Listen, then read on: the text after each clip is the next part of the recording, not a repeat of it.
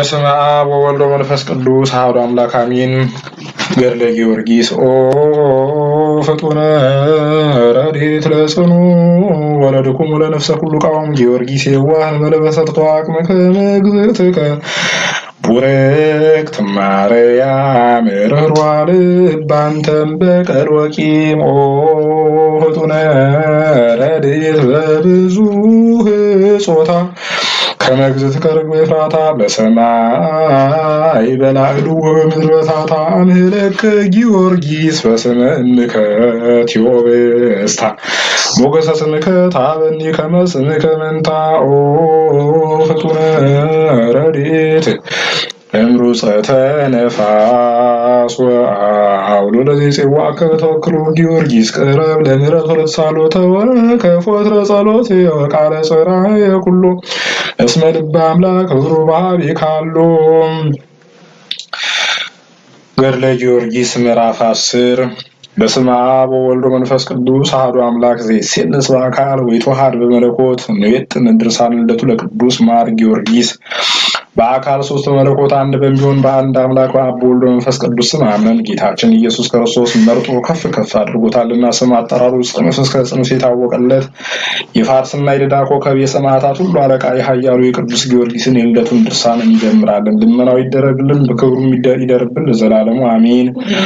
የእግዚአብሔር ልጅ የአብ የመንፈስ ቅዱስ ቃላቸው ጌታዬ ኢየሱስ ክርስቶስ ሆይ ስምህን ሲክዱ በእጃቸው ለሰሩት ጣዖት ሲሰግዱ ባየና በሰማ ጊዜ ከአንተ በቀር ሌላ ረዳት ሳይሻ በሰባው ነገሥት ፊት የቆመውን ይህንን ሰማዕት አመሰግነው ዘንድ ልቤን አብራልኝ፣ አፌንም ክፈትልኝ። ያን ጊዜ በነገሥታቱ ፊት ሕግህን እናገራለሁ አላፍርም ያለውን የዳዊትን ቃል ፈጸመ። ይህ ቅዱስ ሕፃን ሲሆን የግሩማን ነገሥታትን ፊት አልፈራም። ቃልህ ሕፃናትን አዋቂ ያደርጋል ተብሎ እንደተነገረ 7 ዓመት ባሰቃዩት ጊዜ አልተበሳጨም፣ ቸል አላለም። የማይታየውን መንግሥተ ሰማያትን ተስፋ አድርጓልና ብዙ መከራ በመቀበል በመድከም በመሰንጠቂያ በብረት ምጣድ በመገረፍ በመራቆት በረሃብ በጽም በመስቀል በመቸንከር በእሳት በሰይፍ መከራ ተቀበለ። የዚህም ሰማዕት ስቃዩ ብዙ ነው። በጌታችን በኢየሱስ ክርስቶስም የተቀበለው ሕማም አንዲት ብትሆን ለሞት የምታደርስ ናት። ሟቲው በሕያውነት ይለወጥ ዘንድ በእርሱ ላይ ሌላ ልንለብስ ነው እንጂ ከእርሱ ልንለይ አንወድም ያለውን ዳግመኛም የኋላዬን እተዋለሁ ወደፊቴም እገሰግሳለሁ ያንንም እከተላለሁ ያለውን ሐዋርያውን ጳውሎስን መሰለው።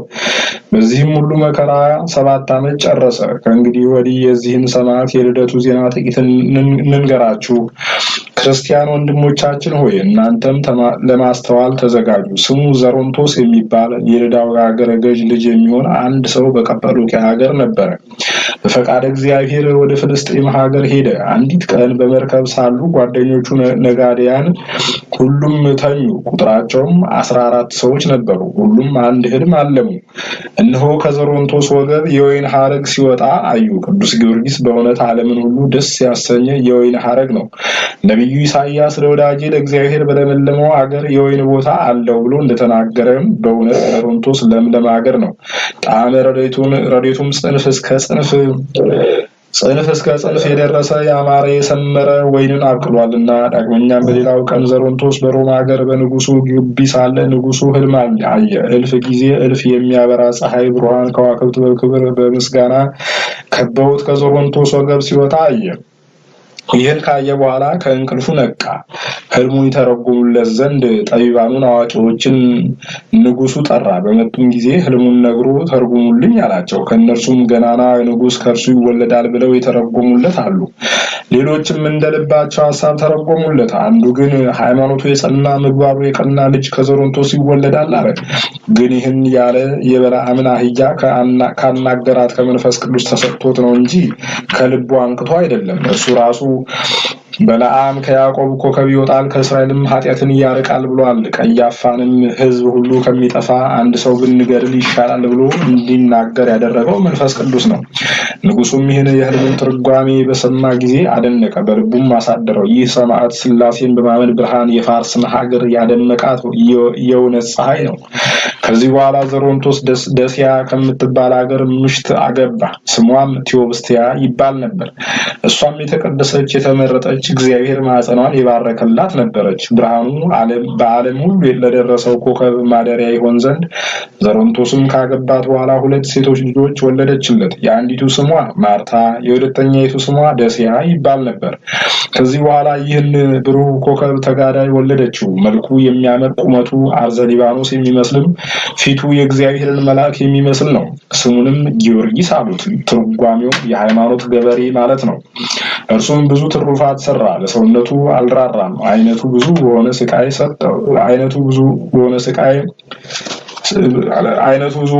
ሰጠው እንጂ ብዙ ጊዜም ሞተ። ስለ አንተ ሁልጊዜ ይገድሉናል ተብሎ እንደተጻፈ የታመንክ ዘሮንቶስ የከበርሽ ቴዎብስቲያ ሆይ ሀብታችሁ ምን ያምር! እንደ ሕፃን ይስሐቅ ከብዙ ልጆች የሚበልጥ ልጅ ወልዳችኋልና። ይስሐቅ አንድ ቀን ብቻ በሕሊና ተሰዋ፣ በርኅሩኅ አባት እጅ ሰይፍ ተመዘዘበት። ብፁዕ ጊዮርጊስ ግን በገቢር ተሰዋ፣ በማይራሩ ሰዎች እጅ 7 ዓመት ሰይፍ ተመዘዘበት። የተከበርክ ዘሮንቶስ የተከበርሽ ቴዎብስቲያ ሆይ ክብር ይገባችኋል። በአሸናፊው በእግዚአብሔር ፊት ያረገውን የተወደደ መስዋዕት አፍርታችኋልና። ዘሮንቶስ ቴዎብስቲያ ሆይ ክብር ይገባችኋል። ከ70 ነገሥት ፊት ግርማ የተነሳ የማይሸበር የማይደነግጥ ልጅ አግኝታችኋልና። ይህ ሰማዕት ከእናንተ ባይወለድ ኖሮ የክርስቲያን ወገኖቼ በመከራቸው ጊዜ ጥቂት ሳይዘገይ ፈጥኖ ማን በረዳቸው ነበር? ፈጥኖ የሚረዳ ነውና። ይህ ቅዱስ ባይወለድ ኖሮ አዘንተኞችን ማን በረዳቸው ነበር? ይህ ቅዱስ ባይወለድ ኖሮ ነጋዴያንን በባህር በየብስ ካለው አደጋ ማን በጥበቃቸው ነበር? ይህ ሰማዕት ክርስቲያንም አረማዊም ቢሆን ለሚጠራው ከሁሉ ቦታ ፈጥኖ ይደርሳል። ይልቁንም የጊዮርጊስ አምላክ እርዳን እያሉ በጸለዩ ጊዜ ሃይማኖት ያላቸውን ሰዎች ይረዳቸዋል። በመንፈስ ቅዱስ የተመረጠ አለኝታቸው ነውና ፈጣሪ በመስቀል እንደተሰቀለ ለምን አላስብም እያለ ጨክኖ ጮኸ። የክርስቶስን መከራ መስቀሉን ለተቀበለ ለዚህ ሰማዕት ክብር ይገባዋል። ስለዚህም ማህበረ መላእክት ይከቡታል፣ ወንድማችን ይሉታል። በንጽህናው በቅድስናው ባልንጀራ ሆኗቸዋልና። የነቢያት ማህበርም ያደንቁታል፣ የሐዋርያት ማህበርም ያከብሩታል፣ የሰማዕታት ማህበርም አለቃችን፣ መሪያችን፣ መክብባችን እያሉ ያከብሩታል፣ ይወዱታል። አምላክን የወለደች እመቤታችንም እጅግ ትወደዋለች። ለተጨነቁት እንዲረዳ የታሰሩትን እንዲፈታ ትልቀዋለች።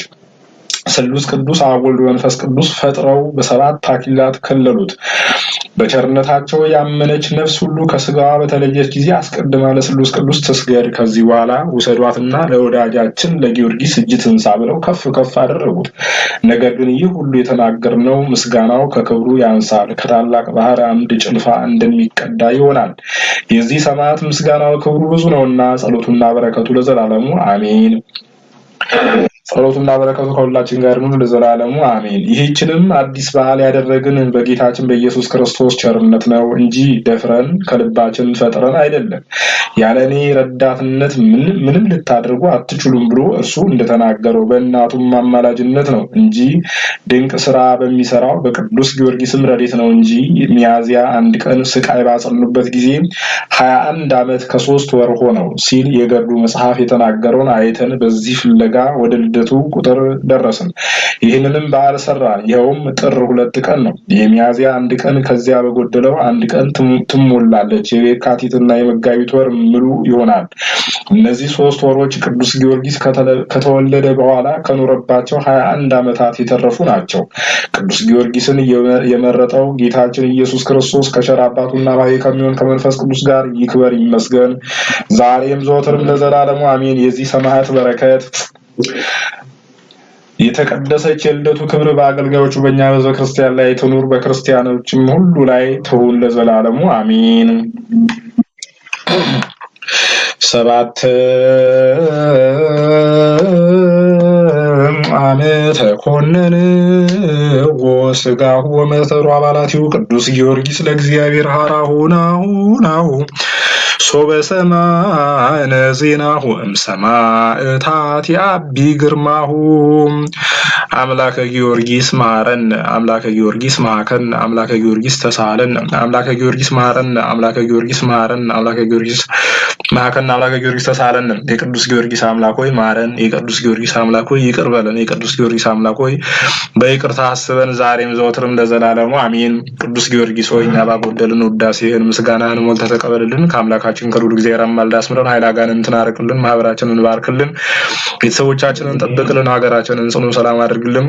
ቀድሞ እንደጠበቅካት ከጠላት ሁሉ ጠብቃት፣ ዛሬም ከክፉ ነገር ሁሉ ሰውራት። ቤተክርስቲያናችንን ጠብቅልን፣ አጽራረ ቤተክርስቲያንን አስታግስልን። በቃል ኪዳን ከክፉ ነገር ሁሉ ሰውረን፣ ኃይለ አጋንንትን አርቅልን፣ ዛሬም ዘወትርም ለዘላለሙ አሜን። አቤቱ የቅዱስ ጊዮርጊስ አምላክ ልዑል እግዚአብሔር ሆይ የሰማዕቱ የቅዱስ ጊዮርጊስ ረድኤት በረከቱን ጣዕመ ፍቅሩን አሳድርብን። ሰላም እንዳሳደርከን ሰላም አውለን፣ ሰላም ያዋልከን ሰላም አሳድረን፣ በቸርነት ጠብቀን ለመንግስት የበቃን አድርገን። እንበል አቡነ ዘበሰማያት አባታችን ሆይ በሰማያት የምትኖር ስምህ ይቀደስ፣ መንግስትህም ትምጣ፣ ፈቃድህ በሰማይ እንደሆነች እንዲሁም በምድር ትሁን። የዕለት እንጀራችንን ስጠን ዛሬ፣ በደላችንን ይቅር በለን እኛም የበደሉንን ይቅር እንደምንል። አቤቱ ወደ ፈተናም አታግባን ከክፉ ሁሉ አድነን እንጂ መንግስት ያንተ ናትና ኃይል፣ ክብር፣ ምስጋና ለዘላለሙ አሜን። እመቤታችን ቅድስት ድንግል ማርያም ሆይ በመልአኩ በቅዱስ ገብርኤል ሰላምታ ሰላም እንልሻለን። በሐሳብሽ ድንግል ነሽ፣ በስጋሽም ድንግል ነሽ። የአሸናፊ እግዚአብሔር እናቱ የሰላምታ ላንቺ ይገባሻል። ከሴቶች ሁሉ ተለይተሽ አንቺ የተባረክሽ ነሽ፣ የማኅፀንሽም ፍሬ የተባረከ ነው። ጸጋን የተመላሽ ድንግል ሆይ ደስ ይበልሽ፣ ልዑል እግዚአብሔር ከአንቺ ጋር ነውና ከተወደደው ልጅሽ ከጌታችን ከመድኃኒታችን ከኢየሱስ ክርስቶስ ዘንድ ይቅርታና ምሕረትን ለምኝልን ኃጢአታችንን የሚያስተሰርይልን ዘንድ ለዘላለሙ አሜን። ክብር ምስጋና ይሁን አንድ አምላክ ለሚሆን ለአብ ለወልድ ለመንፈስ ቅዱስ ዛሬም ዘወትርም ለዘላለሙ አሜን።